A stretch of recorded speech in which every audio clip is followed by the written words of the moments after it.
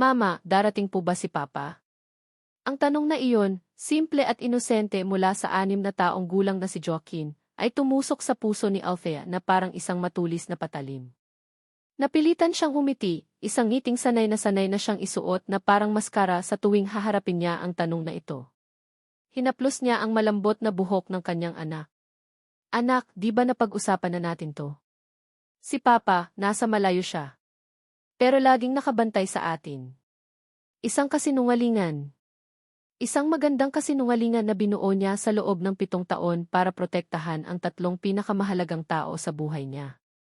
Naramdaman niya ang paghigpit ng kanyang dibdib. Dito na naman sila sa Key Father's Day event ng eskwelahan. Ang taunang kaganapan na kinatatakutan niya, ang paalala na sa kabila ng lahat ng kanyang pagsisikap, may isang malaking puwang sa pamilya nila na hindi niya kayang punan. Kaninang umaga lang, ang bahay nila ay parang dinaanan ng isang maliit na bagyo. Jaime, yung sapatos mo.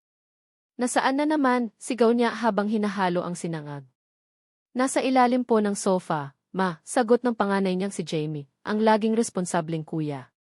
Mama, si Javier inaagaw yung drawing ko, reklamo naman ni Joaquin, ang sensitibo at artistikong anak niya. Hindi ah.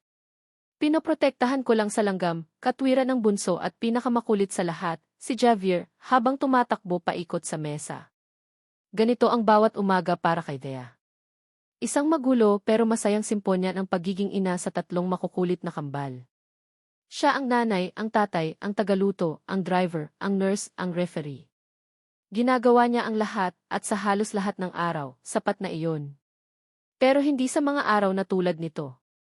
Ngayon, habang nakaupo sila sa ifi ng eskwelahan na puno ng mga dekorasyon, napapalibutan ng masasayang pamilya, ramdam na ramdam ni Thea ang kanilang pagkakaiba. Bawat ama na buong pagmamalaking umupo sa tabi ng kanyang anak ay isang sampal sa kanya. Nakita niya kung paano yumuko si Joaquin, ang mga mata nito'y nakatutok sa sahig. Nakita niya ang pagtingin ni James sa kanya, isang tingin ng pag-aalala, na para bang gusto nitong siguraduhin na okay lang siya. At si Javier, kahit na malikot, ay tahimik na nakatingin sa isang batang karga-karga ng ama nito sa balikat. Gusto niyang yakapin silang 3 at iuwi na lang. Ngunit hindi pwede. Kailangan nilang harapin ito. Okay, children and parents. Let's all settle down, masayang anunsyo ng principal sa stage. Para sa espesyal na araw na ito, we have a very special guest to inspire us all. Hindi nakinig si Thea. Ang gusto lang niya ay matapos na ito.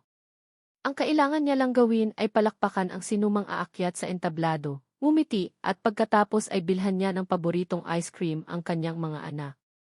Simple lang. He is one of the country's top neurosurgeons, a true pride of our nation. Let's give a warm welcome to Julian De Leon. Kasabay ng masigabong palakpakan ay ang pag-akyat ng isang matangkad na lalaki sa entablado. Nakasuot ito ng isang formal na polo at slacks, at may dala itong isang klase ng kumpiyansa na nagpatigil sa hininga ng karamihan. Pero para kay Thea, hindi ang kumpiyansa nito ang nagpatigil sa kanyang mundo. Ito ay ang kanyang mukha. Ang pamilyar na linya ng kanyang panga. Ang paraan ng paggalaw ng kanyang mga balikat. Ang madilim na mga mata na tila kayang tumingin sa kaluluwa mo. Ang oras ay bumagal. Ang ingay ng paligid ay naglaho. Bigla, bumalik si Thea sa isang gabing halos pilit na niyang kinalimutan. Isang maingay na bar. Ang amoy ng alak. Ang bigat ng isang pusong sawi matapos malaman ang panloloko ng nooy boyfriend niyang si Leo.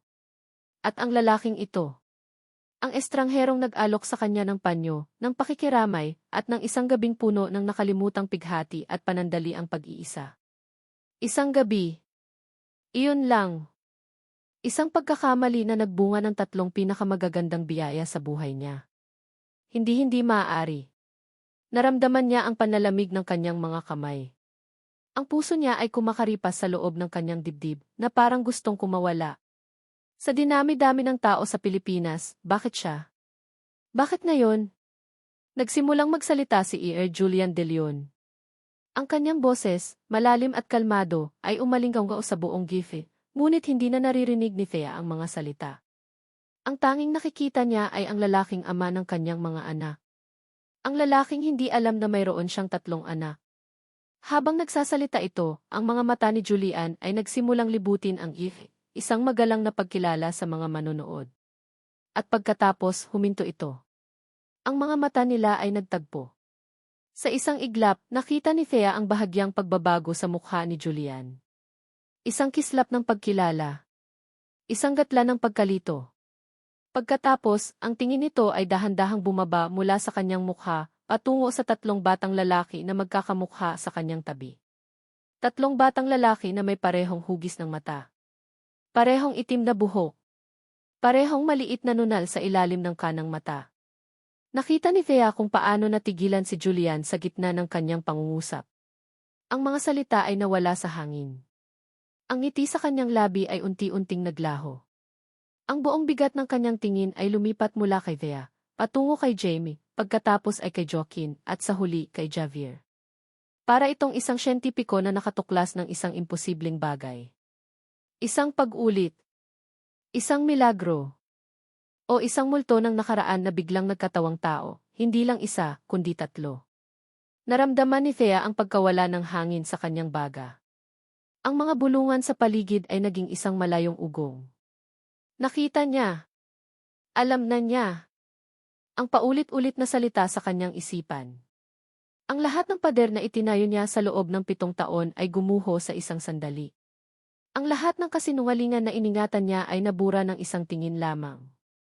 Ang katahimikan sa entablado ay naging kapansin-pansin. Nagsimulang magbulungan ang mga magulang sa paligid. Anong nangyari? Bakit siya tumigil? Naramdaman ni Thea ang mga matang nakatingin sa kanilang direksyon.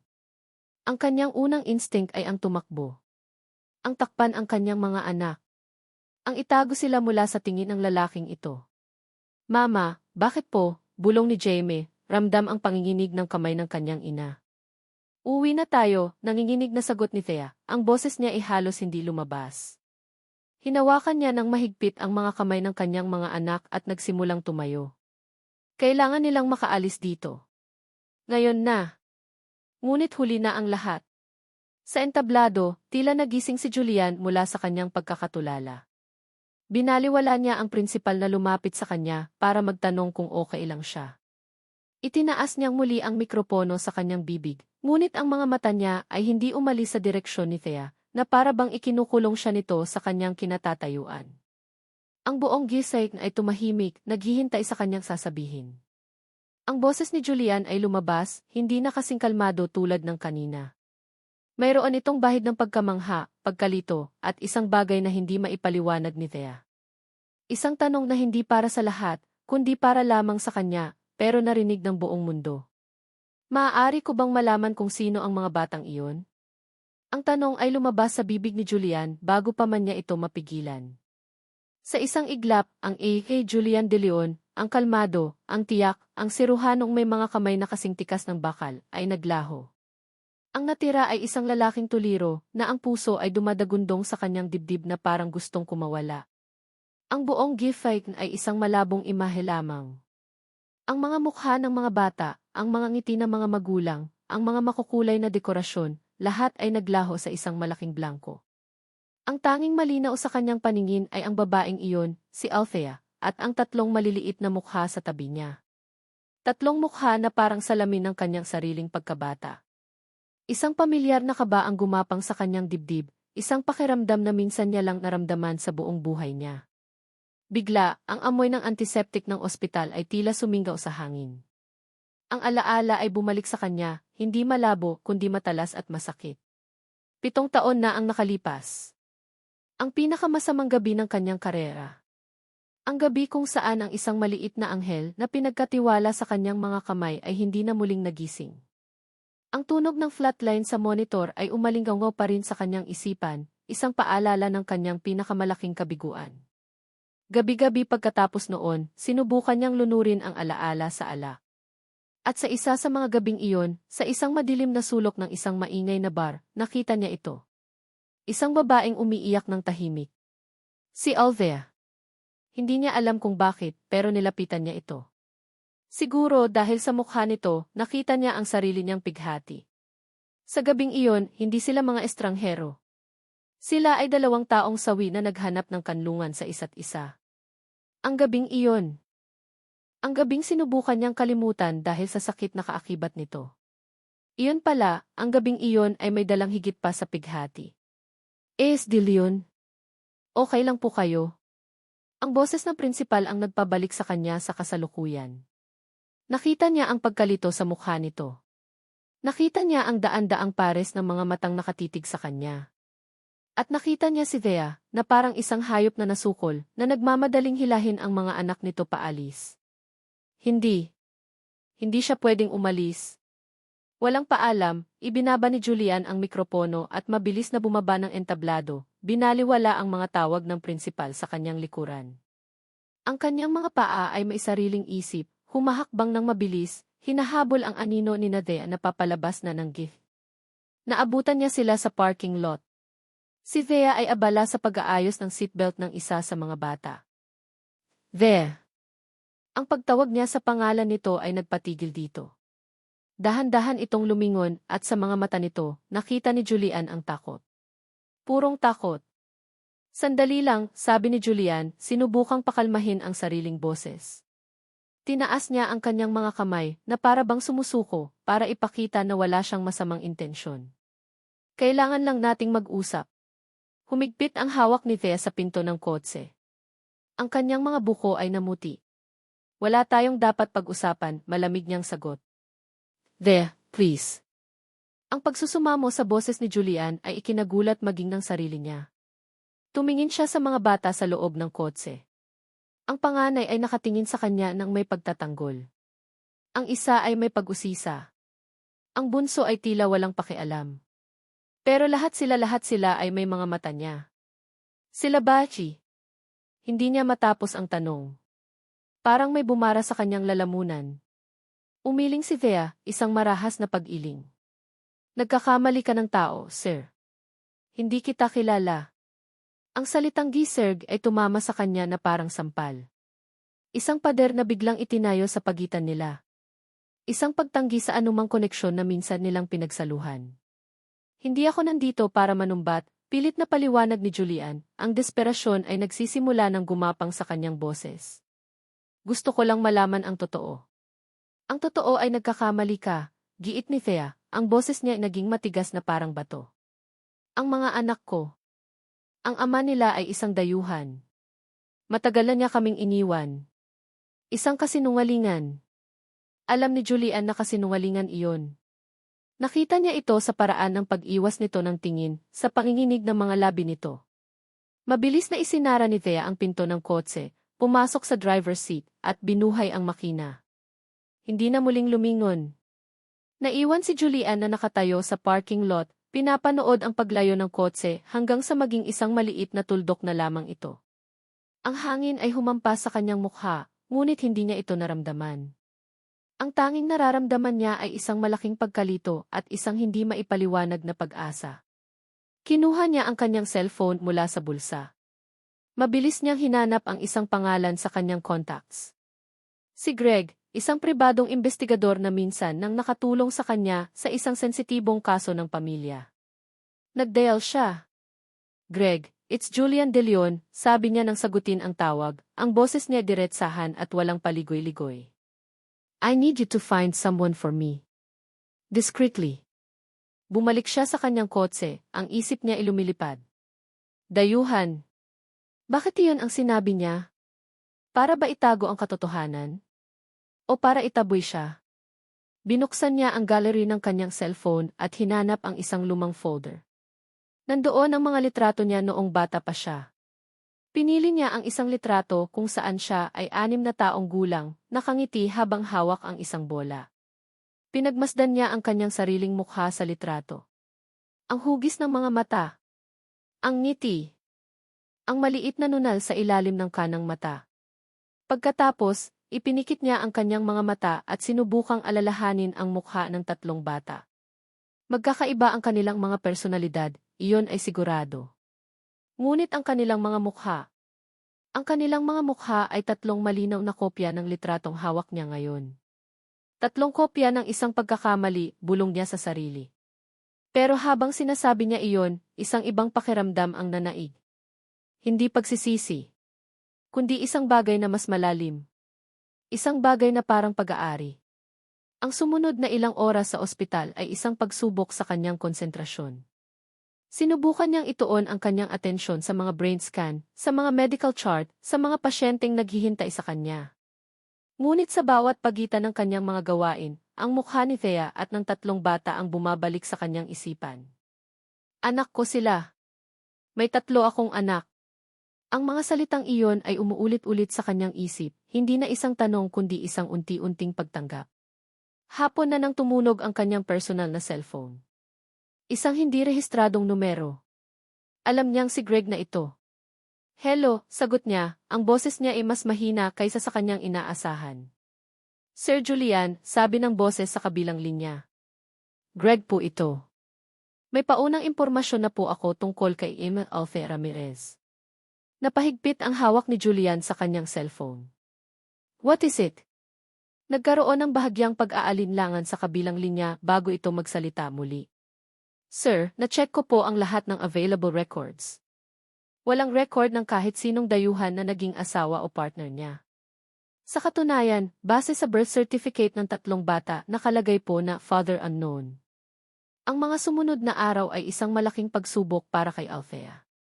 Ang mukha ni Julian De Leon ay parang isang multo na sumusunod sa kanya kahit saan siya magpunta. Nakikita niya ito sa bawat sulok ng kanyang bahay, sa screen ng kanyang laptop habang sinusubukan niyang magtrabaho, at higit sa lahat, nakikita niya ito sa mukha ng kanyang 3 anak. Ang pagtulog ay naging isang luho. Sa tuwing ipipikit niya ang kanyang mga mata, bumabalik ang eksena sa gifin ang pagtigil ng kanyang mundo. Ang tingin ni Julian na puno ng pagkabigla. Ang tanong nitong umalinggaw sa buong paligid. At ang kasinungalingan niya. Ang desperadong pagtatanggol niya sa parking lot. Hindi kita kilala. Ang ama nila ay isang dayuhan. Napapapikit siya ng mariin. Bakit iyon ang sinabi niya? Dahil sa takot. Dahil sa gulat. Dahil sa loob ng 7 taon, iyon ang kwentong binuo niya para protektahan ang kanyang sarili, para protektahan ang kanyang mga anak mula sa katotohanan kahit siya ay nahihiyang aminin. Isang umaga, matapos ang isa na namang gabing walang tulog, sumuko si Thea. Hindi niya kayang mag-focus sa kanyang mga graphic design projects sa bahay. Ang bawat linya na iginuguhit niya ay nagiging anino ng mukha ni Julian. Nagpaalam siya sa kanyang mga anak na nasa pangangalaga ng kanilang yaya para sa araw na iyon at nagpunta sa isang maliit na coffee shop sa kanto, umaasang ang pagbabago ng paligid ay makakatulong sa kanyang isipan. Nakaupo siya sa isang mesa sa sulok, nakatitig sa blankong canvas sa kanyang laptop nang may isang pamilyar na boses na pumutol sa kanyang pag-iisip. Mukhang malalim ang iniisip ng paborito kong artist. Napatingala si Thea at nakita niya si Marco Sarmiento, nakangiti habang may dalang tray na may 2 kape at isang paper bag. Si Marco ay isang project manager sa isang kumpanyang madalas kunin ang serbisyo ni Thea. Sa paglipas ng panahon, naging mabuting kaibigan niya ito. Marco, sabi niya, isang maliit na ngiti ang sumilay sa kanyang mga labi. Ito ang unang totoong ngiti niya sa loob ng ilang araw. Anong ginagawa mo dito? Nakita kitang pumasok kanina. Mukhang kailangan mo ng kape at lunch, sabi nito sa bailapag ng tray sa mesa. Inilabas nito ang isang sandwich mula sa paper bag.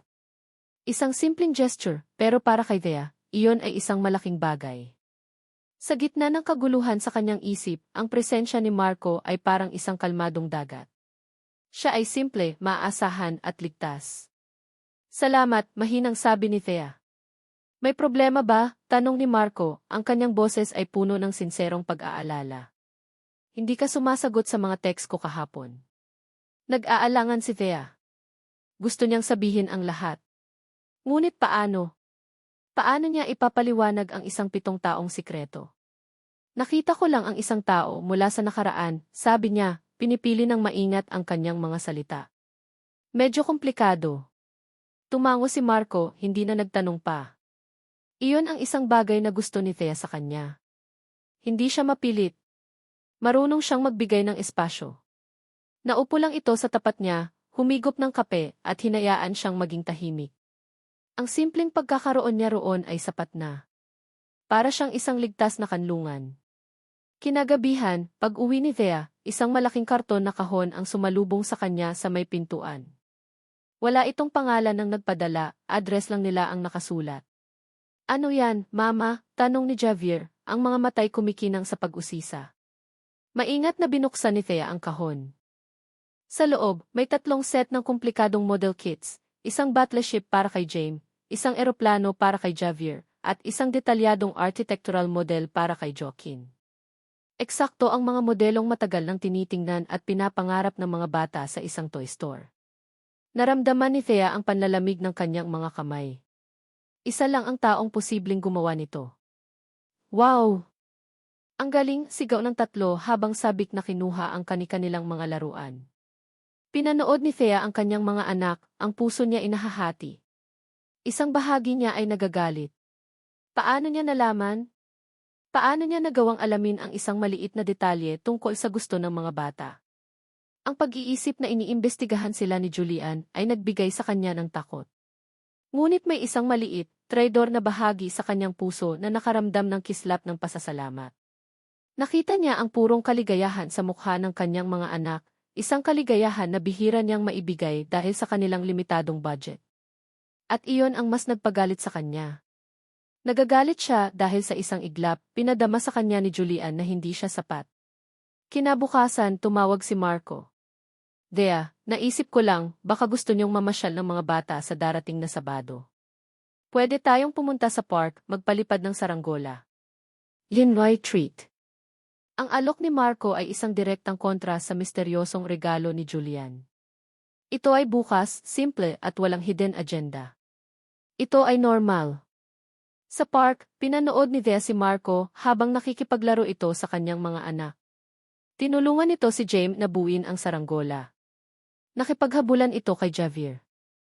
At matyaga itong umupo sa tabi ni Joaquin habang nagdodrawing ito sa kanyang sketchbook. Walang pagpapanggap. Walang pilit. Tanging purong kasiyahan.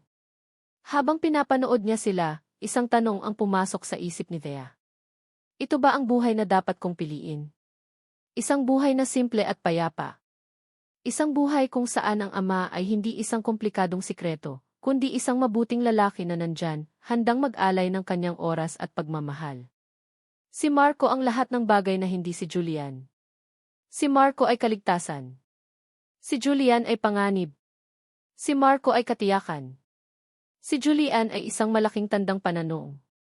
Napabuntong hininga si Thea. Siguro, panahon na para kalimutan ang multo ng nakaraan. Siguro, panahon na para buksan ang kanyang puso sa isang taong hindi niya kailangang katakutan. Kinagabihan, pagkatapos ihatid ni Marco, nakatanggap siya ng isang text. Sana nag-enjoy kayo ng mga bata, sabi sa text ni Marco, na may kasamang smiling emoji. Ngumiti si Thea. Nag-type siya ng reply, salamat ulit, Marco. Nag-enjoy kami ng sobra. Pagkatapos niyang isend, biglang nag-vibrate ulit ang kanyang cellphone. Isang text mula sa isang hindi pamilyar na numero. Nag-iba ang tibok ng kanyang puso. Alam na niya kung sino ito. Nanginginig ang kanyang mga kamay habang binubuksan niya ang mensahe. Ang mga salita sa screen ay tila tumalon at sumampal sa kanya. Alam kong takot ka, Thea. Pero hindi ako aalis. Mga anak ko rin sila. Ang text message ni Thea ay hindi isang pader na humarang kay Julian. Ito ay isang hamon. Mga anak ko rin sila. Ang mga salitang iyon ay naging mantra ni Julian sa mga sumunod na araw. Hindi na siya ang siruhanong nag-aalinlangan. Siya na ngayon ang amang determinado. Ngunit alam niyang hindi niya pwedeng daanin sa dahas o pilit ang lahat. Ang takot sa mga mata ni Thea ay isang malinaw na babala. Kailangan niyang maging matalino. Sa kanyang maluwag at modernong opisina sa Gizi, kung saan ang mga pader ay salamin at ang tanawin ay mga nagtataasang gusali, si Julian de Leon ay abala sa isang kakaibang uri ng research. Sa kanyang malaking monitor, sa halip ng mga komplikadong medical journals o brain scans, ang nakabukas ay mga website na Top 10 Toys for 6-year-old boys at Trending Cartoon Shows in the Philippines. Pumasok ang kanyang sekretarya, si Ana, na may dalang kape. Napansin nito ang kanyang binabasa. Sir, mukhang seryoso po ang research natin ngayon natatawang puna nito. Umiti lang si Julian. May kailangan lang akong pag-aralan, Ana. Isang napakakomplikadong kaso. Ang kaso ay ang tatlong bata na may mukha niya. Ayon sa report ni Greg, tuwing Sabado ng hapon, kung maganda ang panahon, palaging dinadala ni Thea ang mga bata sa isang partikular na parke sa Quezon City. Iyon ang kanyang pagkakataon. Kinabukasan, Sabado, naramdaman ni Julian ang isang kaba na hindi niya naramdaman kahit sa pinakakomplikadong operasyon. Nakatayo siya sa gilid ng parke, suot ang simpleng t-shirt at maong, hawak ang isang remote control. Ang kanyang puso ay dumadagundong habang pinapanood niya mula sa malayo si Thea na naglalatag ng banig sa ilalim ng isang puno, habang ang tatlong bata ay nagtatakbuhan sa damuhan. Huminga siya ng malalim. Unang hakbang. Kinontrol niya ang isang maliit at high-tech na drone, pinalipad ito ng mataas bago ito dahan-dahang ibinagsak na parang nagkaaberya, ilang metro lamang mula sa kinaroroonan ng mga bata. Gaya ng inaasahan, ang atensyon ng mga bata, lalo na ni Javier, ay agad na napunta sa laruan. Lumapit si Julian, umaarteng nag-aalala. Naku, mukhang bumagsak. Okay lang ba kayo, mga bata? Hindi ba kayo natamaan? Wow! Ang galing, sigaw ni Javier, ang mga mata ay bilog na bilog sa pagkamangha sa drone. Ngumiti si Julian. Gusto niyong subukan? Ang simpleng tanong na iyon ang naging susi. Sa loob ng sumunod na oras, si Julian ay hindi na ang kinatatakutang Ethe de Leon. Siya ay naging si Kuya Julian na nagtuturong magpalipad ng drone. Naalala niya ang kanyang research. Lumapit siya kay Joaquin na tahimik na nagdodrawing sa isang tabi. Magaling kang magdrawing, ah. Ano yan, isang kastilyo, tanong niya, hinahangaan ang gawa ng bata.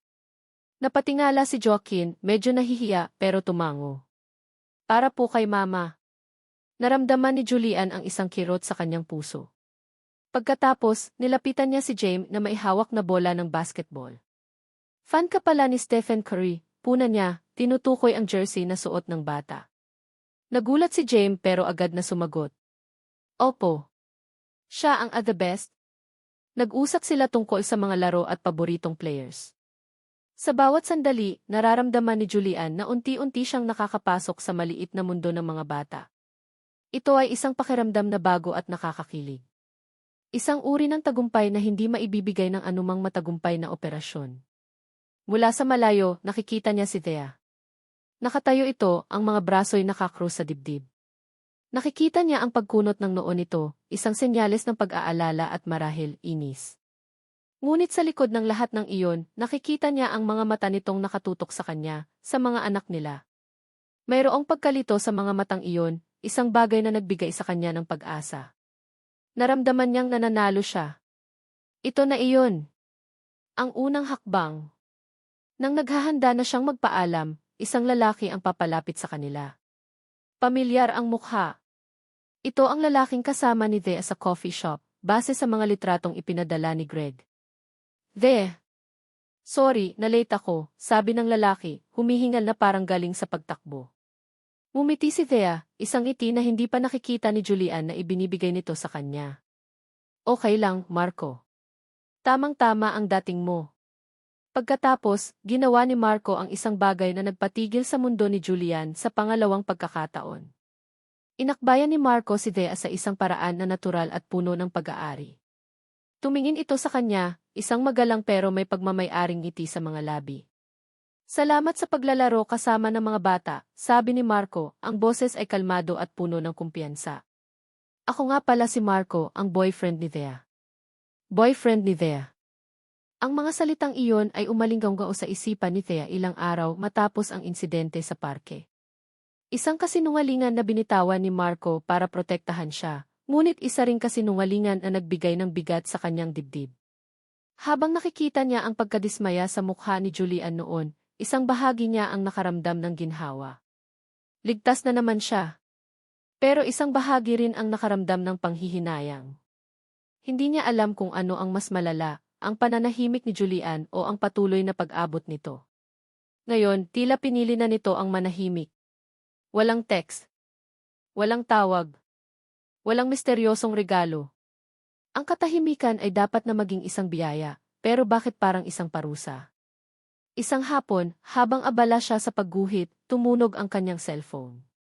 Isang hindi pamilyar na landline number. Nag-aalangan man ay sinagot niya ito. Hello? Hello, is this Alfie Ramirez? Tanong ng isang boses ng babae sa kabilang linya. Ang boses ay may edad na, malumanay ngunit may otoridad. Yes, speaking. Sino po sila? Hisha, ako ito, si Elvira de Leon. Ang ina ni Julian. Halos mabitawan ni Thea ang kanyang cellphone. Naramdaman niya ang biglaang panlalamig ng kanyang mga kamay. Good afternoon po, ma'am, nautal niyang sagot. Please, Hisha, call me Tita Elvira, malambing na sabi ng ginang. Tumawag ako dahil may maliit kaming salo-salo sa bahay sa linggo.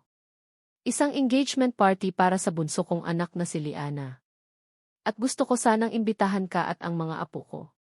Ang mga salitang mga apo ko ay tumama kay Thea na parang kidlat. Alam na nila. Alam na ng buong pamilya. Ang sikreto niya ay hindi na kanya lamang. Nako, tita nakakahiya naman po, sabi ni Thea, naghahanap ng kahit anong dahilan para makatanggi. Hisha, walang nakakahiya, mahinahong giit ni Doña Elvira. Alam ko, marahil ay nabigla ka sa mga pangyayari. Pero gusto kong malaman mo na bukas ang aming tahanan para sa inyo. Gusto naming makilala ang mga bata. Gusto kitang makilala. Mayroong sinseridad sa boses ng ginang na nagpahirap kay Thea na tumanggi. Ito na iyon. Ang pagkakataong hiniling at kinatakutan niya. Ang pagkakataong makilala ng kanyang mga anak ang kanilang pamilya sa ama. Para kay Jamie, Joaquin at Javier kailangan niyang gawin ito. Sige po, tita. Darating po kami.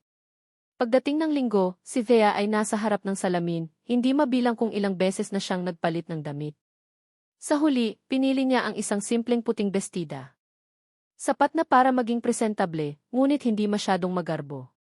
Ang bahay ng mga De Leon sa isang eksklusibong subdivision ay nakakalula. Malaki ito at elegante, ngunit mayroon itong init ng isang tahanan. Sinalubong sila ni Doña Elvira ng isang mahigpit na yakap. Si Julian ay naroon din, nakatayo sa di kalayuan, ang mga mata ay nakatutok sa kanya. Ang mga bata, sa kanilang pagiging inosente, ay mabilis na naging komportable. Si Jamie ay agad na nakipag-usap sa ama ni Julian tungkol sa basketball. Si Javier ay nakahanap ng mga pinsan na kalaro. At si Joaquin ay tahimik na pinagmamasdan ang isang malaking painting sa dingding na para bang nasa sarili niyang mundo. Lumapit si Julian sa kanya. Salamat sa pagdating, mahina nitong sabi. Para sa mga bata, mabilis na sagot ni Thea, hindi makatingin ang diretso sa mga mata nito. Maya-maya, ang buong atensyon ng mga bisita ay napunta sa hagdanan. Isang masayang anunsyo ang ginawa ng ama ni Julian. And now, let's all welcome the reason for our celebration today. And my lovely daughter, Liana, and her fiancé. Bumaba sa hagdanan ang isang magandang dalaga, si Liana, ang mukha'y nagliliwanag sa kaligayahan. Nakakapit ito sa braso ng isang matangkad at gwapong lalaki na nakangiti ng malapad. Ipinakilala sila ni Liana sa lahat. Everyone, I'd like you to meet the fiancé. Hindi na narinig ni Thea ang kasunod. Ang kanyang mga mata ay nakapako sa lalaking katabi ni Liana. Ang kanyang mundo ay gumuho sa pangalawang pagkakataon sa loob lamang ng ilang linggo. Ang hangin ay nawala sa kanyang mga baga. Ang lalaking dahilan kung bakit siya napunta sa isang bar 7 taon na ang nakalipas, ang lalaking sumira sa kanyang tiwala, ang unang multo ng kanyang nakaraan. Leo Valderrama. Ang pangalan ay isang laso na gumapang sa kanyang pandinig. Nagtagpo ang kanilang mga mata sa gitna ng masayang bulungan ng mga tao. Ang ngiti sa mukha ni Leo ay dahan-dahang naglaho, napalitan ng purong pagkabigla. Nakita niya ang pagkilala sa mga mata nito. Nakita niya ang pagkalito. Naramdaman ni Thea ang panginginig ng kanyang mga tuhod. Kailangan niya ng hangin. Mabilis siyang tumalikod at naglakad patungo sa hardin, umaasang walang nakapansin. Ngunit may nakasunod pala. Nang makarating siya sa isang tahimik na bahagi ng hardin, isang boses mula sa kanyang likuran ang nagpatigil sa kanya. Isang boses na kilalang-kilala niya, puno ng sarkasmo. Hindi ko akalain na ang babae sa isang gabi ng kapatid ng fiancé ko ay ikaw pala. Humarap siya at nakita si Leo, nakatayo roon, ang mga matay mapanuri.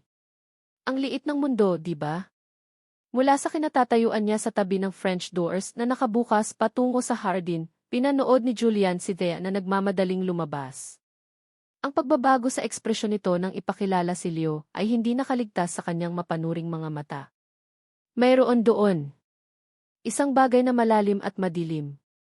Bago pa man siya makakilos para sundan ito, nakita niya si Leo na nagpaalam ng magalang sa kanyang mga magulang at kaswal na sumunod sa direksyon ni Thea. Isang malamig na kaba ang gumapang sa dibdib ni Julian. Ito ay ang parehong instinct na nararamdaman niya sa operating room bago ang isang komplikadong procedure, isang babala na mayroong mali. Nagkunwari siyang kumukuha ng inumin sa malapit na bar, pero ang kanyang mga mata ay nakatutok sa dalawang anino sa hardin. Nakita niya ang tensyon sa kanilang mga kilos, kahit na mula sa malayo. Nang bumalik si Leo sa loob, may isang mapagkunwaring ngiti na sa mga labi nito. Alam ni Julian na kailangan niyang kumilos.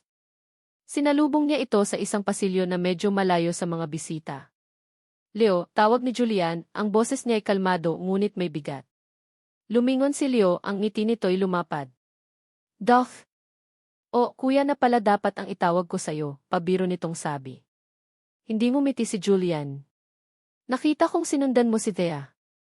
May problema ba? Tumawa si Leo, isang tawang masyadong pilit. Wala naman. Nagkakamustahan lang kami ng isang dating kaibigan. Alam mo na, small world. Kaibigan, inulit ni Julian ang salita, walang emosyon.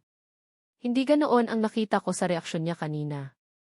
Nawala ang ngiti ni Leo, napalitan ng isang mapanuring tingin. Dosi, ano man ang nakaraan namin, nakaraan na iyon. Ang mahalaga ay ang ngayon. At ngayon, si Liana ang buhay ko. Mabuti kung ganoon, sabi ni Julian, ang kanyang mga mata ay hindi bumibitaw. Dahil kung anuman ang kasaysayan ninyo, tapos na iyon. Kaya siguraduhin mong mananatili iyon sa nakaraan. Layuan mo siya. Ang babala ay malinaw. Hindi ito sigaw, ngunit mas matalas pa ito sa isang patalim. Tinaas ni Leo ang kanyang mga kamay bilang pagsuko. Relax ka lang, Dorothy. Wala akong gagawing masama.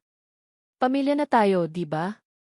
Tumalikod si Leo at naglakad palayo, ngunit bago ito tuluyang makalayo, nakita ni Julian ang isang kislap ng panunuya sa mga mata nito.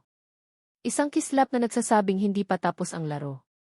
Ang sumunod na oras ay isang pagsubok sa pasensya ni Julian. Nakita niya kung paano nilapitan ni Leo ang kanyang kapatid na si Liana. May ibinulong ito at pagkatapos noon, nagbago ang lahat. Si Liana, na kanina lang ay masayang-masaya na makilala si Thea, ay biglang naging malamig. Bawat sulyap nito kay Thea ay puno na ng pagdududa. Alam ni Julian kung ano ang ginagawa ni Leo. Nagtatanim ito ng lason. Sinubukan niyang lapitan si Thea, na tahimik na nakaupo sa isang sulok, pinapanood ang kanyang mga anak na tila gusto nang umuwi. Thea, mahina niyang tawag. Pwede ba tayong mag-usap? Tungkol kay Leo. Napatingala si Thea, ang mga mata nito'y puno ng pagod at pagsisisi. Mag-usap, mapait niyang sagot. Tingnan mo kung anong nangyari, Julian. Tingnan mo kung anong gulo ang dinala ng pagpunta namin dito. Hindi mo kasalanan ito. Hindi ko kasalanan, putol niya, ang boses ay nanginginig sa pinipigilang emosyon. Nang dumating ka, bumalik ang nakaraan. Nang pumasok kami sa mundo mo, heto, bumalik ang isa pang multo. Siguro hindi talaga tayo pwedeng magsama sa iisang lugar. Ang bawat salita ay parang isang suntok sa sikmura ni Julian. Itinutulak na naman siya palayo. At sa pagkakataong ito, mas masakit, dahil alam niyang ginagawa ito ni Thea, dahil sa takot na dala ng isa pang lalaki. Nagpaalam si Thea sa kanyang mga magulang at nagsimulang tawagin ang kanyang mga anak. Halatang-halata na gusto na niyang tumakas. Habang papalabas na sila, hinarang sila ni Liana. Nakita ni Julian ang pagbabago sa mukha ng kanyang kapatid. Ang dating tamis ay napalitan ng tigas. Edith Ramirez, sabi ni Liana, ang boses ay formal at malamig. Napatigil si Thea. Liana, pasensya na, kailangan na naming umuwi. Mumiti si Liana, isang ngiting hindi umabot sa kanyang mga mata. Naiintindihan ko. Pero bago ka umalis, may gusto lang akong hilingin. Lumapit ito, ang boses ay bumaba sa isang bulong na sapat lang para marinig nilang dalawa, at ni Julian na hindi kalayuan. Please, layuan mo na ang pamilya namin. Ang mga salita ay binitawan ng dahan-dahan, bawat isa'y may bigat. Layuan mo ang kuya ko at lalo na ang fian ko. Layuan mo na ang pamilya namin. Ang mga salita ni Liana ay parang isang tatak na naiwan sa isipan ni Thea. Masakit, pero sa isang banda, iyon na rin ang kailangan niyang marinig para tuluyang isara ang pinto. Tama lang ito. Ito ang dapat. Ito ang mga salitang paulit-ulit niyang sinasabi sa sarili sa mga sumunod na araw. Ibinuhos niya ang kanyang sarili sa trabaho, tinatapos ang mga deadline na para bang ang bawat natatapos na proyekto ay isang ladrilyo na muling nagpapatibay sa pader na itinayo niya sa paligid ng kanyang puso. Pinilit niyang ibalik ang lahat sa dati. Ang normal nilang routine. Ang simpleng buhay nilang mag-iina. Ang katahimikan mula sa panig ni Julian ay naging isang kumpirmasyon. Sumuko na ito. At dapat ay masaya siya. Dapat ay nakakaramdam siya ng ginhawa. Pero sa gabi, kapag tulog na ang kanyang mga anak at ang tanging kasama niya ay ang katahimikan, hindi niya maiwasang isipin ang lungkot sa mga mata ni Julian bago siya tumalikod. Isang gabi nilagnat si Javier. Hindi ito mataas, pero sapat na para hindi mapakali si Thea. Bilang bunso, si Javier ang may pinakamahina sa tatlo. Dinala niya ito sa pinakamalapit na ospital, ang ospital kung saan nagtatrabaho si Julian. Kailangan nating pumunta sa ospital ni Tito Doktor, tanong ni Joaquin habang naglalakad sila sa pasilyo ng emergency room. Hindi, anak. Sa ibang doktor tayo, mabilis na sagot ni Thea, ang puso niya ay kumakabog sa bawat hakbang, sa bawat pag-asang hindi sila magkikita. Matapos matingnan ng isang resident doctor at mabigyan ng reseta para sa lagnat, pauwi na sana sila nang mapansin ni Thea ang isang matandang nurse na nakangiting nakatingin sa kanila mula sa nurse station. Kayo po ba si Ma'am Thea? Tanong ng nurse, ang boses ay malumanay. Nagulat si Thea. Opo. Bakit po? Ako si Hija. Head nurse dito. Malapit na akong mag-retire, sabi nito. Nakita ko kasi ang mga litrato ninyo sa opisina ni Dofi Jayan. Lalo na itong tatlong gwapong bata. Naramdaman ni Thea ang pag-init ng kanyang mga pisngi. Ganun po ba? Iyon lang ang naisagot niya. Pasensya na, Hija, kung nakikialam ako, patuloy ni Nurse Faye, ang mga mata ay puno ng simpatsya.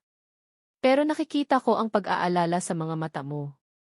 Katulad ng mga mata ni Dofi Jayan noon. Noon po. Tumango si Nurse Faye. Matagal na iyon. Mga 7 taon na ang nakalipas. May isang batang pasyente si Dofi Jayan. Isang napakakomplikadong operasyon. Ginawa niya ang lahat pero hindi kinaya ng bata. Nagkwento si Nurse Faye at sa bawat salita nito, parang may kung anong nagbabago sa loob ni Thea.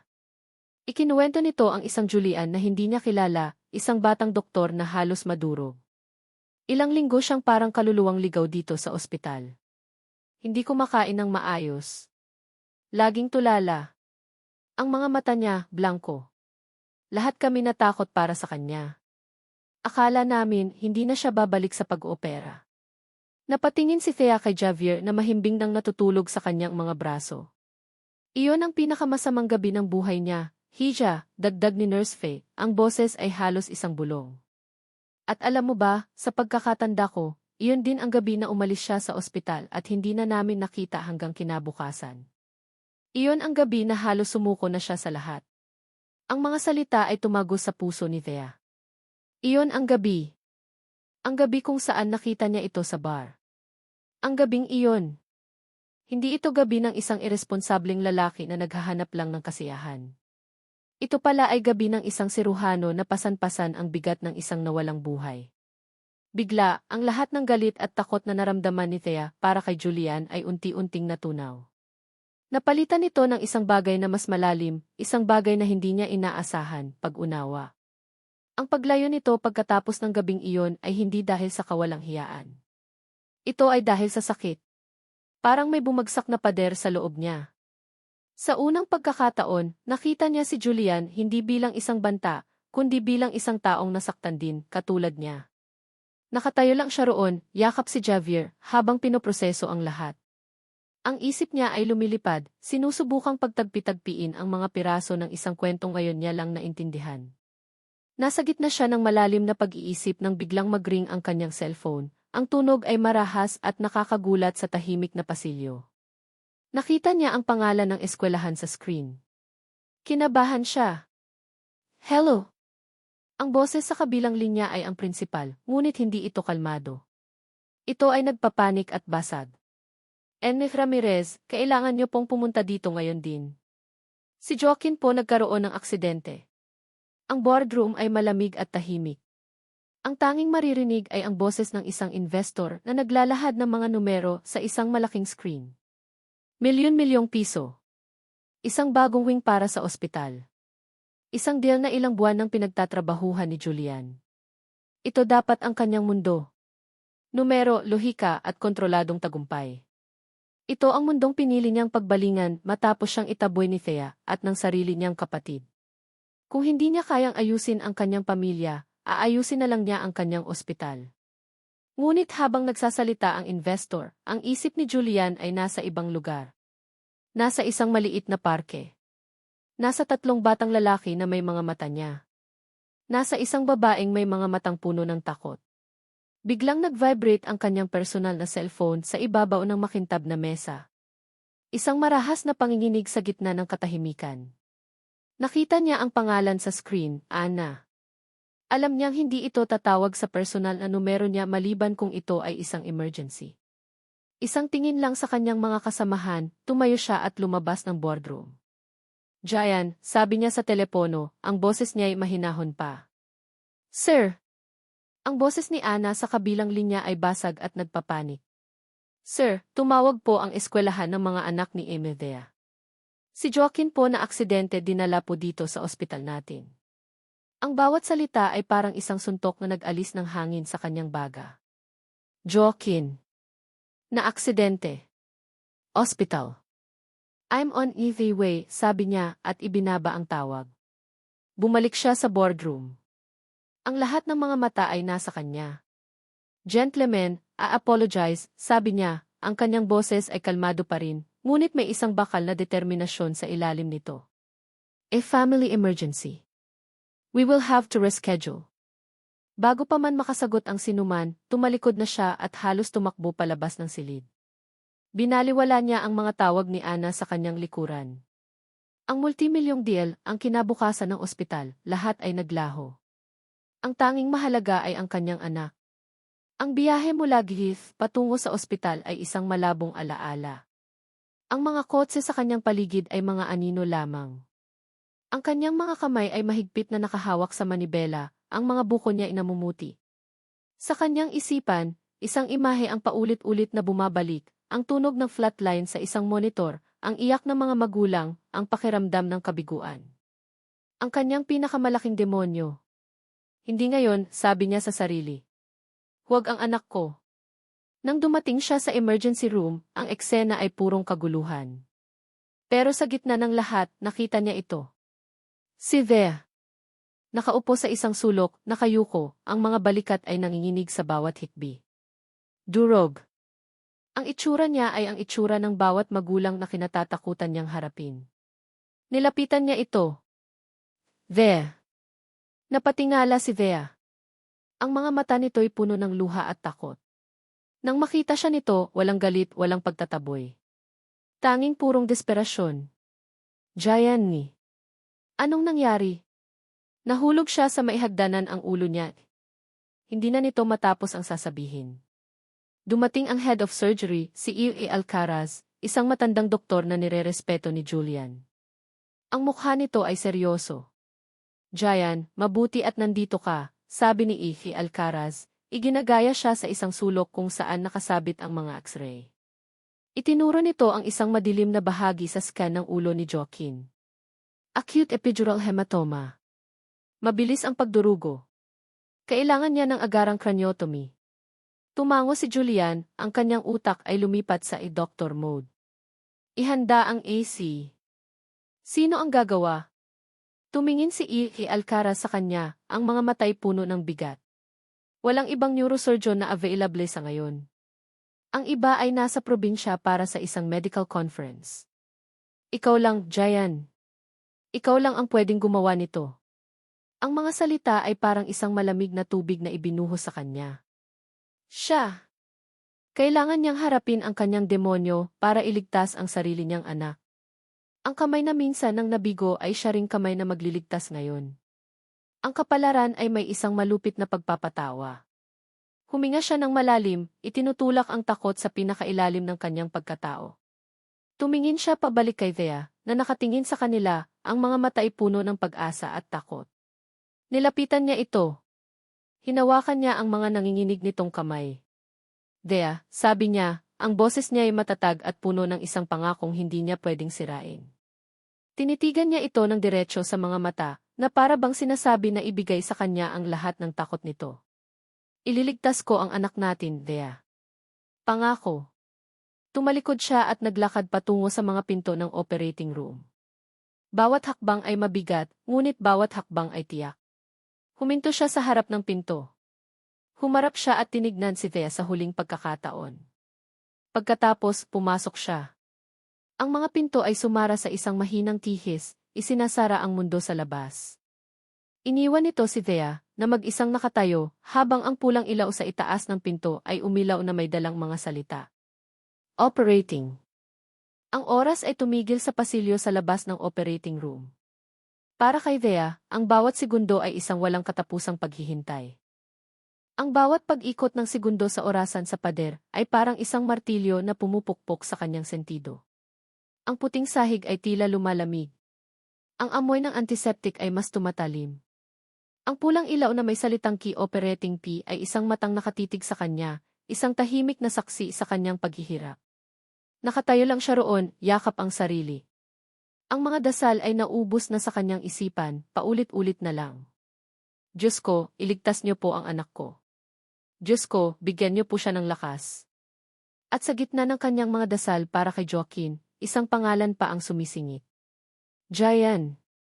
Gabayan niyo po ang mga kamay niya. Ang kwento ni Nurse Fee ay umuulit-ulit sa kanyang isipan. Ang imahe ng isang Julian na durog at nawawala ng pag-asa ay humahalo sa imahe ng Julian na matatag na nangakong ililigtas ang kanilang anak. Ang lalaking minsang tumakas sa sakit ay siya ngayong humaharap dito para sa kanila. 1 oras. 2 oras. 3 oras. Ang bawat pagbukas ng pinto sa dulo ng pasilyo ay nagpapatindig ng kanyang balahibo, ngunit hindi ito ang pinto ng Easy. Ang kanyang mga magulang ay dumating kasama sina Jamie at Javier. Dumating din ang mga magulang ni Julian. Binalot siya ng mga yakap at salita ng pag-asa, ngunit ang lahat ay parang isang malayong ugong. Ang tanging mahalaga ay ang pinto sa kanyang harapan. 4 na oras. Biglang namatay ang pulang ilaw. Ang puso ni Thea ay tumigil sa pagtibok. Ang lahat ng ingay sa paligid niya ay naglaho. Nakita niya ang dahan-dahang pagbukas ng pinto. Lumabas si Julian. Nakatanggal na ang kanyang surgical mask, ang mukha ay basang-basa ng pawis. Ang buhok niya ay magulo. Mayroong malalim na pagod sa kanyang mga mata, isang pagod na tila nanggaling pa sa kaibuturan ng kanyang kaluluwa. Ngunit sa ilalim ng lahat ng iyon, may isang maliit na kislap. Isang kislap ng tagumpay. Naglakad ito palapit sa kanya, ang bawat hakbang ay mabagal at tila mabigat. Jayan, basag na tanong ni Thea, ang boses ay nanginginig. Isang maliit, pagod na ngiti ang sumilay sa mga labi ni Julian. Okay na siya, Thea, sabi nito, ang boses ay pagod ngunit malinaw. Stable na siya. Nalagpasan niya ang panganib. Ang mga salitang iyon. Ang mga salitang nagpabagsak sa lahat ng pader ng pagpipigil ni Thea. Isang malakas na hikbi ng ginhawa ang kumawala sa kanyang mga labi. Ang mga luhang kanina pa niya pinipigilan ay bumuhos na parang isang sirang dam. Naramdaman niya ang pag-agos ng lakas pabalik sa kanyang mga binti. Tumakbo siya palapit kay Julian at, sa isang iglap na puno ng purong emosyon, niyakap niya ito ng mahigpit. Naramdaman niya ang pagkabigla ni Julian, ngunit pagkatapos ay naramdaman niya ang mga braso nitong yumakap pabalik sa kanya, isang yakap na puno ng pagod at ginhawa. Salamat, umiiyak niyang sabi. Salamat, Jayan. Ngunit habang nakayakap siya, ang init ng ginhawa ay unti-unting napalitan ng isang nanunuot na lamig. Ang takot. Ang takot na kanina pa niya nilalabanan ay bumalik at ngayon mas malakas ito. Ang aksidente. Ang dugo. Ang muntik na pagkawala ng kanyang anak. Bumitaw siya sa yakap, mabilis na itinulak palayo ang sarili. Tumingin siya kay Julian at ang pasasalamat sa kanyang mga mata ay napalitan ng isang bagay na mas madilim. Ang gulo. Ang lahat ng gulo. Ang eskandalo sa eskwelahan. Ang pagbabalik ni Leo. Ang masasakit na salita ni Liana. At ngayon, ito. Ang aksidente na halos kumuha sa buhay ng kanyang anak. Anong problema? Nag-aalalang tanong ni Julian. Salamat sa pagligtas mo sa anak ko, sabi niya, ang boses niya ay naging malamig at nanginginig. Pero lahat ng gulo na to, lahat ng panganib nagsimula lang noong dumating ka. Nakita niya ang pagkalito at sakit sa mga mata ni Julian. Hindi totoo yan. Hindi ba? Tumaas ang boses ni Thea. Ang kanyang mga salita ay puno ng sakit at irrational na sisi. Tahimik ang buhay namin, Julian. Mahirap, pero tahimik. Ngayon, ano? Ang buhay ng anak ko ay nalagay sa panganib. Dahil sa'yo. Dahil sa mundo mo. Hindi ito makatarungan. Alam niya sa isang sulok ng kanyang isipan na hindi ito tama.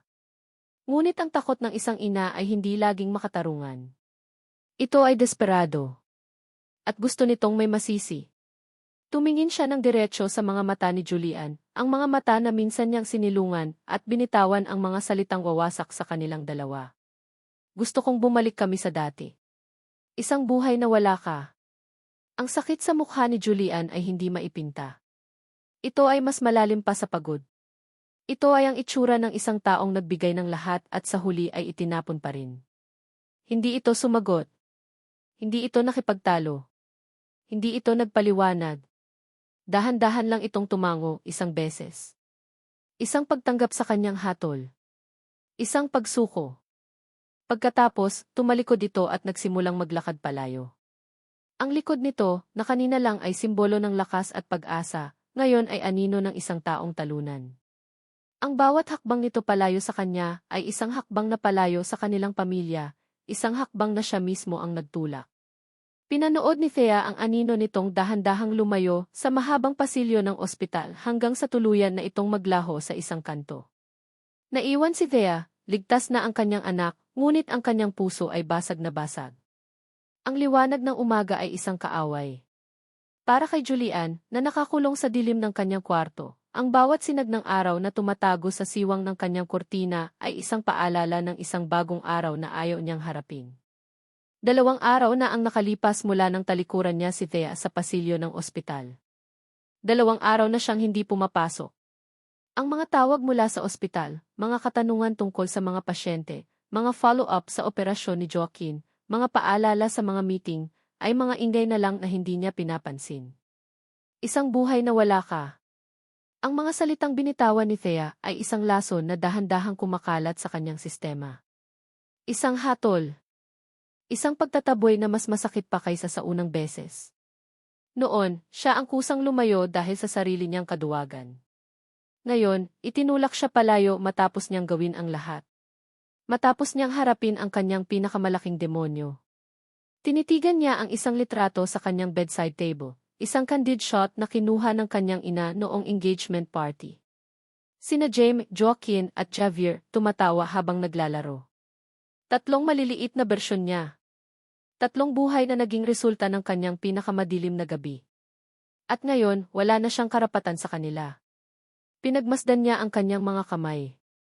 Ang mga kamay na nagligtas sa buhay ng kanyang anak ay ang parehong mga kamay na hindi kayang hawakan ang kanyang pamilya. Isang kabalintunaan. Biglang tumunog ang kanyang cellphone. Nakita niya ang pangalan ng kanyang ina. Sa pagkakataong ito, sinagot niya ito, alam na hindi siya titigilan nito. Anak! Jayan, kumusta ka? Ang nag-aalalang boses ni Elvira. I'm okay, ma, sagot niya, ang boses niya ay magaspang dahil sa hindi paggamit. Hindi ka okay, malumanay na sabi ng kanyang ina. Nakausap ko si Thea. Okay na si Joaquin, malapit na raw siyang makalabas. Nagpapasalamat siya sa'yo. Nagpapasalamat, pero ayaw akong makita. Good to know, walang emosyon niyang sagot. Nagkaroon ng katahimikan bago muling magsalita si Elvira. Anak, ano man ang nangyari sa pagitan ninyo ni Thea, huwag mong sukuan ang mga anak mo. At huwag mong sukuan ang sarili mo. Hindi ka nag-iisa. Pagkatapos ng tawag, napapikit si Julian. Ang mga salita ng kanyang ina ay isang maliit na sinag ng liwanag, ngunit hindi sapat para itaboy ang dilim. Sapat na. Tapos na. Kailangan na niyang tanggapin. Itutuon na lang niya ang kanyang sarili sa trabaho, tulad ng dati. Magsusuot siya ng maskara, haharap sa mundo bilang ang matagumpay na si De Leon at itatago ang lahat ng sakit sa loob. Nang akmang tatayo na siya para maligo at harapin ang mundong tinalikuran niya, muling tumunog ang kanyang cellphone. Si Liana. Isang masamang kutob ang biglang gumapang sa kanya. Sinagot niya ang tawag. Liana, anong? Kuya. Ang boses ng kanyang kapatid ay basag. Umiiyak ito. Isang iyak na puno ng gulat at sakit. Liana, anong nangyari? Bakit ka umiiyak? Nag-aalalang tanong ni Julian, biglang nawala ang lahat ng kanyang sariling problema. Si Silio G. Humihikbing sabi nito. Kuya, may nalaman ako. Isang bagay na nakakatakot. Napatayo si Julian, ang kanyang buong sistema ay biglang nagising. Anong nalaman mo? Liana, magsalita ka ng maayos. Narinig niya ang malalim na paghinga ni Liana sa kabilang linya, sinusubukang kumalma. Ang mga salitang lumabas sa bibig nito ay naging isang bomba na sumabog sa tahimik na kwarto ni Julian. Winasak ang lahat ng natitirang dilim at pinalitan ito ng isang nakakasilaw na galit. Kuya, kailangan nating mag-usap. Ang boses nito ay nanginginig pa rin, ngunit mayroon ng bahid ng determinasyon. Tungkol kay Leo at sa aksidente ni Joaquin. Ang paglabas ni Joaquin sa ospital ay dapat sanang isang masayang okasyon. Ngunit para kay Thea, may kulang.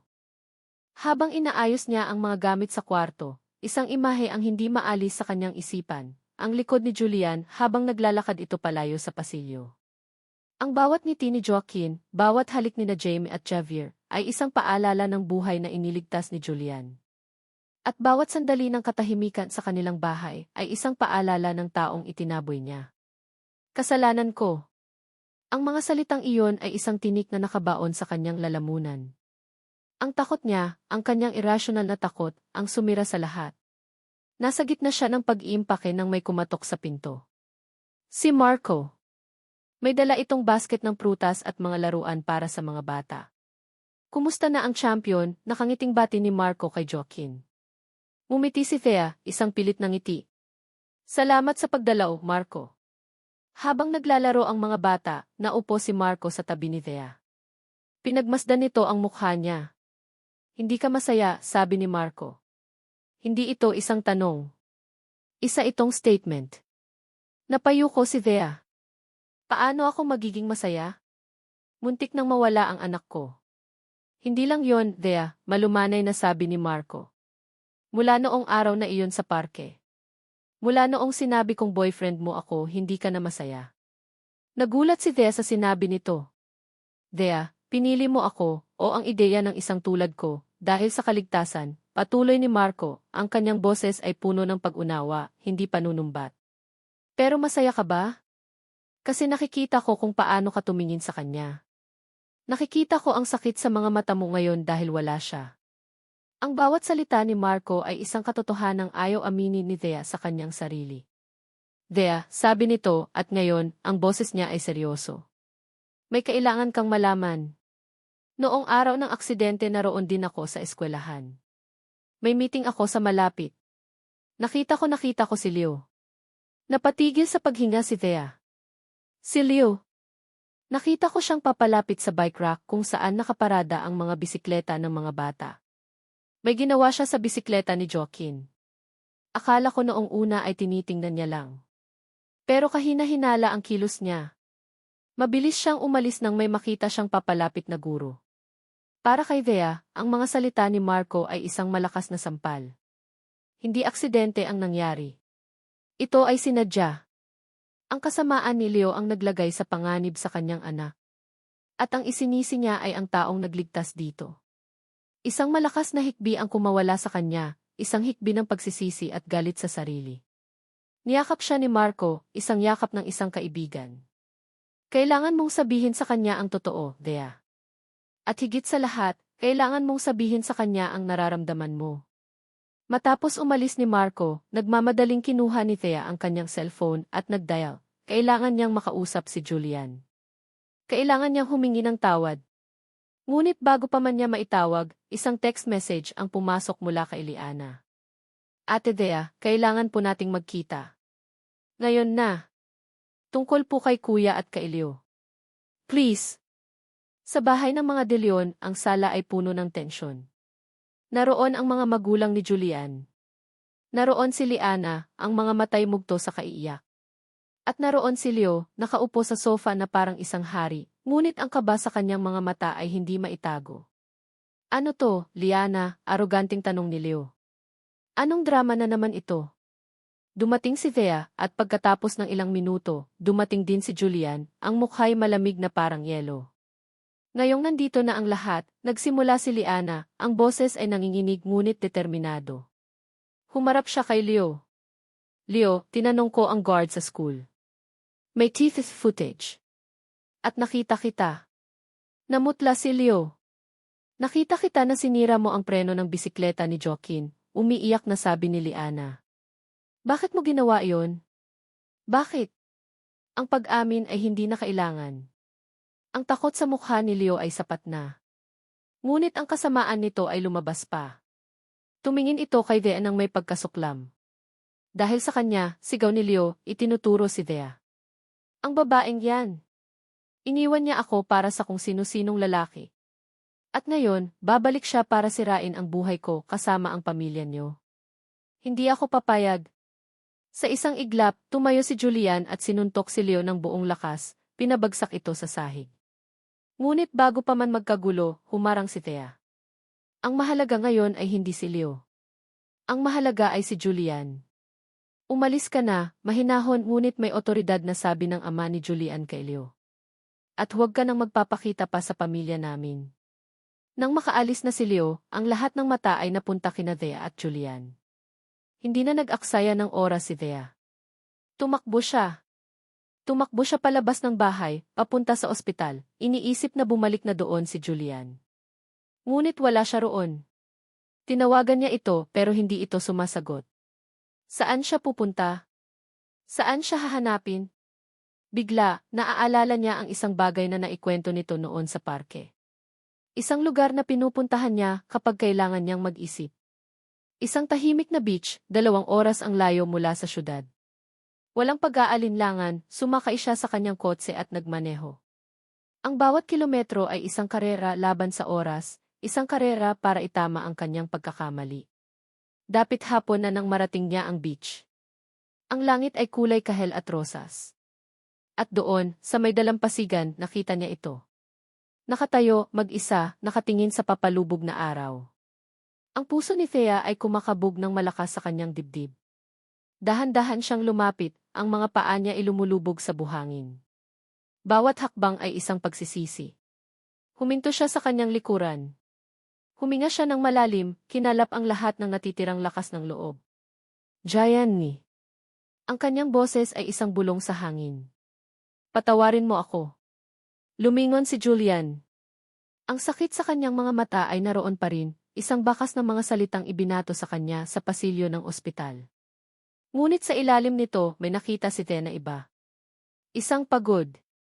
Isang malalim na kalungkutan. Hindi ito nagsalita.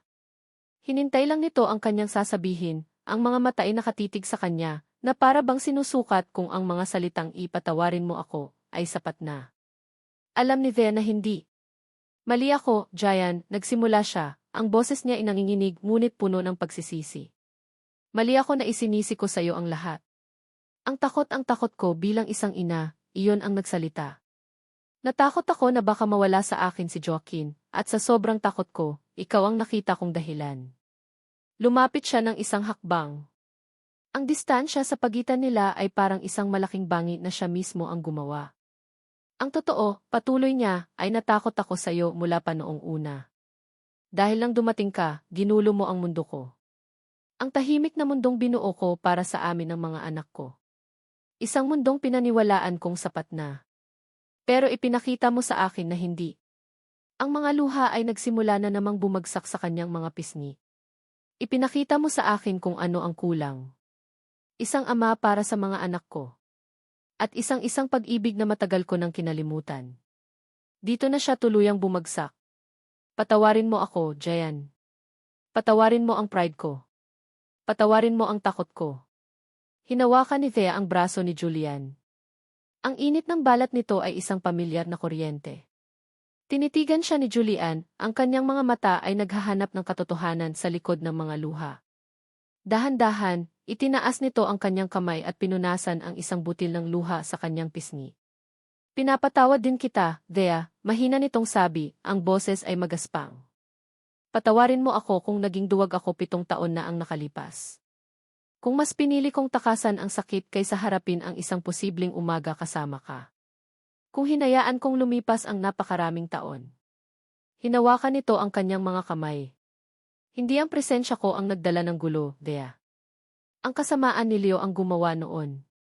At ang takot mo naiintindihan ko. Dahil natakot din ako.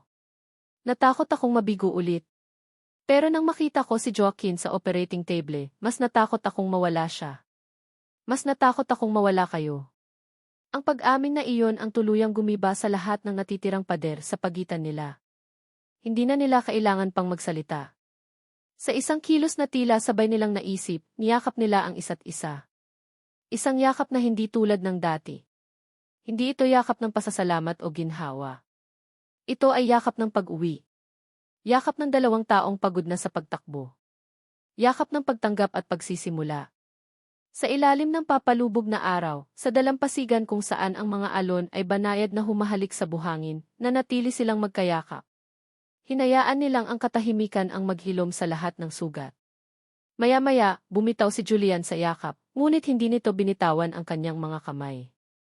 Tumingin ito sa kanya, at sa unang pagkakataon, nakita ni Thea ang isang kinabukasan sa mga mata nito. Walang takot. Walang alinlangan. Dahan-dahan, lumuhod si Julian sa buhangin. Nanlaki ang mga mata ni Thea. Jayan, anong? Lilve, sabi nito, isang maliit na ngiti ang sumilay sa kanyang mga labi. Kinuha nito ang isang maliit at makinis na bato mula sa kanyang bulsa. Isang simpleng bato na pinulot nito kanina lang. Wala akong dalang singsing, sabi nito, ang boses ay puno ng sinseridad. Wala akong inihandang magarbong speech. Ang mayroon lang ako ay ito. Itinaas nito ang bato. Hindi ko maipapangako ang isang perpektong buhay, Thea. Siguradong magkakaroon pa rin tayo ng mga problema. Mag-aaway tayo sa maliliit na bagay. Mapapagod tayo. Pero may isang bagay akong maipapangako. Tinitigan niya ito ng diretsyo sa mga mata. Maipapangako ko ang buong buhay ko sa iyo at sa mga anak natin. Bawat umaga. Bawat gabi. Bawat tagumpay at bawat kabiguan. Gusto kong maging asawa mo, Thea. Gusto kong maging ama sa mga anak natin. Sa harap ng Diyos at ng dagat na ito, Althea Ramirez, will you marry me? Ang mga luha ni Thea ngayon ay luha na ng purong kaligayahan.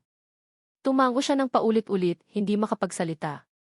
Sa wakas ay naibulong niya. Julian. Yes.